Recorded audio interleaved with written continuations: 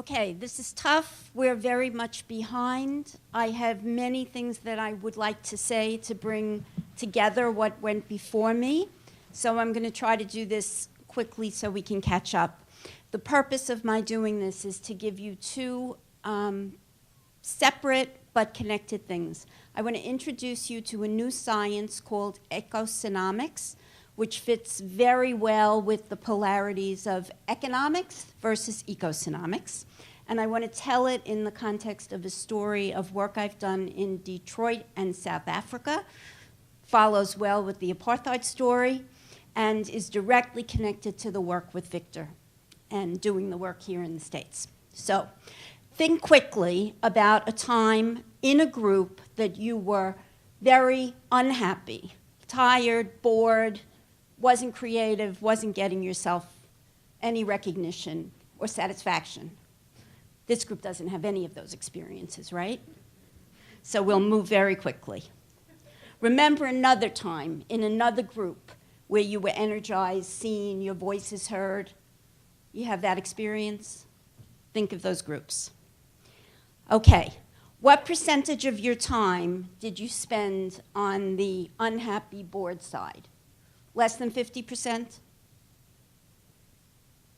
How many of you spend less than 50% in bored situations in groups?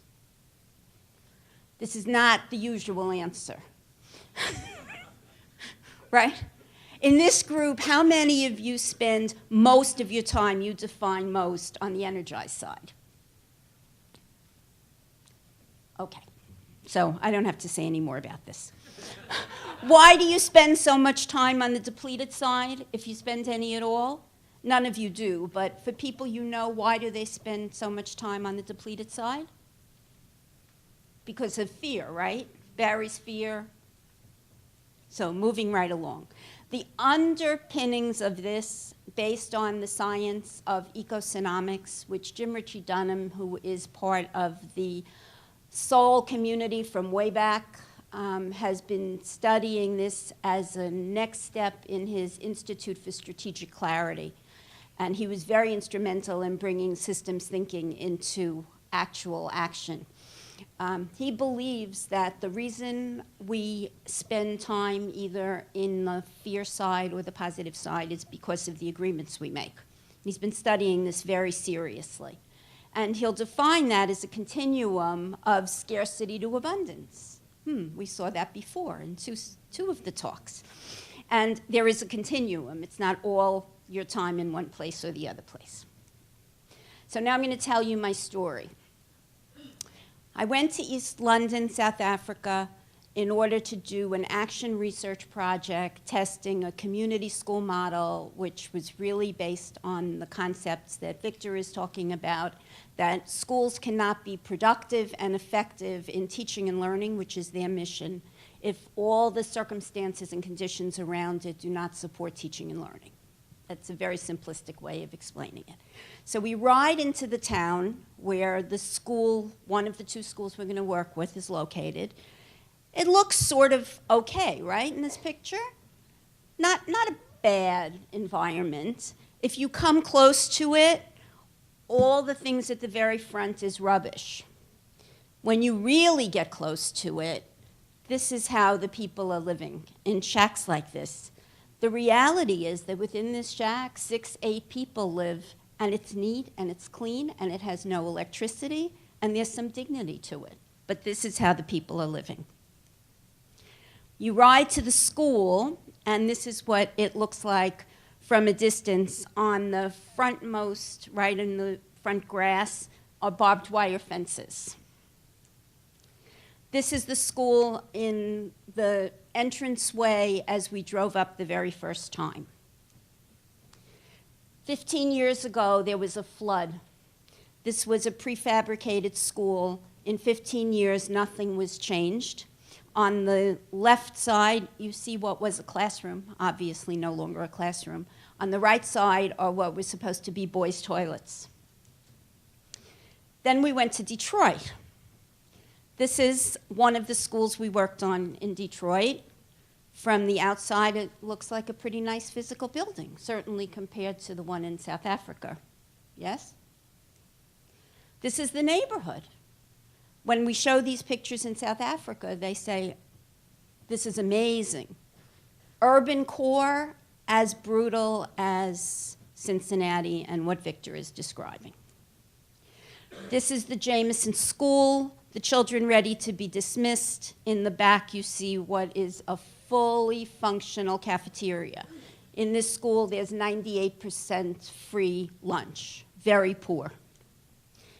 This is the outside of the second school we were at, a very middle-class, former middle-class Detroit community where they bus children in from 8 neighborhoods, and there's huge violence around the school because the people who still live there don't want the bussed-in children. There's no community involvement. This is the gym. No playing space in the schools in South Africa. This is after we worked for about 18 months in the school. The children got no food in this second school. We got a company to donate a kitchen, and you see on the right children eating the 1 meal a day that they got extremely happily and gratefully. This is how a kindergarten teacher takes her children to have some space and time reading under a tree. This is a child who's, whoops. Right here together. This was a dream in America and Africa. This was a dream to see different races coming together. And you as children also have dreams. Now this is an example of who we are. We can become people, we can dream, but remember, you can't just dream. You must sit there, think about it, have faith, hope, and pray. And that was a dream. Somebody dreamt that different races would come together. But you know, guys, today, I just wanted to make it clear to you that you must remember, we are the masters of all things. We must stand up for each other. We, as children, have power to change the whole world. We, as children, have power to make differences. In politics, there's a lot of chaos going on there, you know? If you look at it carefully and see, I'd say that as you young children, this is the example to show that you cannot be those people in the politics, in the parliament. You should be people, you should be better people than them. Because now they are fighting over power. Learn as much as you can. Be somebody in life. Try to change the world. And we will remember you guys for this.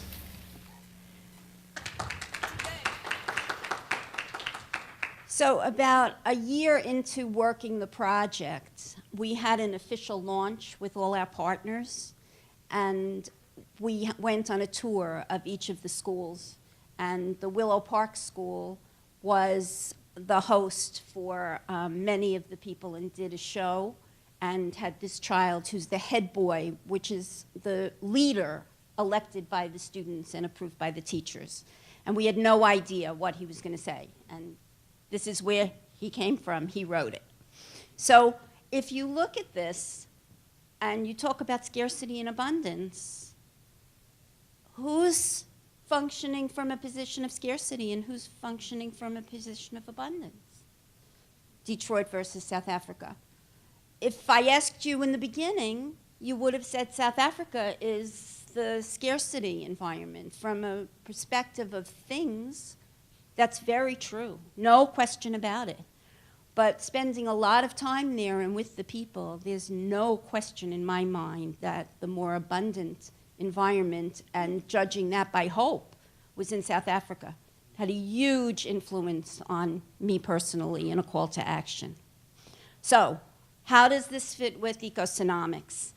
The polarity is economics, the study of scarce resources. Economics is the science of abundance, and the underpinnings of that are rules of relationships and principles of collaboration. Collaboration is a very deep motivator for me. The model has 3 elements. At the top, like on the iceberg model, it's behavior. Under it is agreements. Jim uses the term harmonic vibrancy. And the framework for the whole thing and the science is ecosynomics. If you take the survey, that's how we decide at what level of harmonic vibrancy you're on, you get a report like this. And within that, it comes with 5 spokes, and it's based on your relationships and your agreements to self and individual, groups, innovation, which is sometimes called nature, and creativity, which is really spirit. If you're low vibrancy, you're in the middle of the circle, hunched over, very focused on practical things. If you're in the middle, you're dealing with a developmental cycle. And if you're at the end, you're all up there with high energy and lots of possibility. I could spend hours on this. The overarching data, and there have been thousands of people have taken the survey, and they have found many, many groups that come out in high vibrancy. If you look at mathematics, you'll find that it's a traditional bell-shaped curve, no surprise. I think everybody in the room would be on the right side of the normal bell curve. But there is a growing group of people who are being identified who are the outliers on the right. And the goal is to identify them and to build systems and structures that we can capture that knowledge and make more and more high vibrant groups. And success would be if the whole world moved to that. So the short-term goal is to identify success stories and use this framework to understand more about these behaviors and agreements.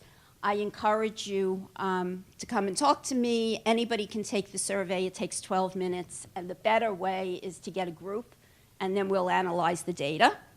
But the audacious goal is to enable higher vibrancy and abundance-based agreements and happiness, abundance, success, community within 20 years. And why am I interested in this? I have 3-year-old twin granddaughters, and it's heightened my need and understanding of this enormously. My personal mission, goal, dream has always been to help each person become what they're capable of becoming, but it's moved to a systems level. Now it's become 2 people, very importantly. We're bombarded by examples of failing and ineffective communities and schools. That's what Victor has talked about. I heard Victor in Indianapolis 2 years ago, 18 months ago, and have committed to being part of what Danielle asked us to do. We ran a session at last year's for 2 days to use Cincinnati as a case for all these models and moved forward, and tomorrow we're going to do the same thing. I unashamedly ask if we can't do it as a plenary, and everybody come to that. Say it again. I unabashedly ask you to make it a plenary, and we do all of tomorrow with all of us focused on Cincinnati. You won't disappoint me if you go to something else. It's okay. I like to share. So in addition to working in Cincinnati, which I'm committed to, I'd like you to help me identify examples of school community successes, because this harmonic vibrancy work is going across countries. It's been translated into 89 languages. It's in all sectors, but I would like to carve out a section so that we can use it for ongoing learning around communities and schools. I'm done. Oh, I'm not done. I'm not done. I put this in for Victor. I'm sorry. This is part of what I developed as my website and the questions that drove me, but I can't not share them based on where Victor is. Here are the questions. I'm not going to read them. You can see them.